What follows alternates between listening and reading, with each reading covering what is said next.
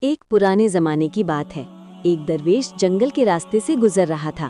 چاروں طرف خاموشی تھی، بس ہوا کے جھونکے اور پرندوں کی آوازیں۔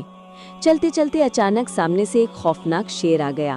آنکھوں میں چمک، آواز میں گرج، جیسے پورا جنگل لرز اٹھا ہو۔ لیکن درویش کے چہرے پر کوئی خوف نہ تھا۔ وہ مسکرا کر کہنے لگا، اے اللہ کے بندے، تو بھی میرے رب کی مخلوق ہے اور میں بھی اسی کا بندہ ہوں۔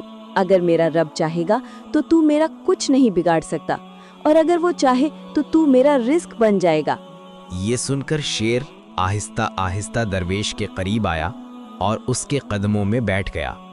درویش نے شفقت سے اس کے سر پر ہاتھ پھیرا اور آسمان کی طرف دیکھ کر کہا، اے میرے رب، جس دل میں تیرا خوف ہو اس دل سے دنیا کا خوف ختم ہو جاتا ہے۔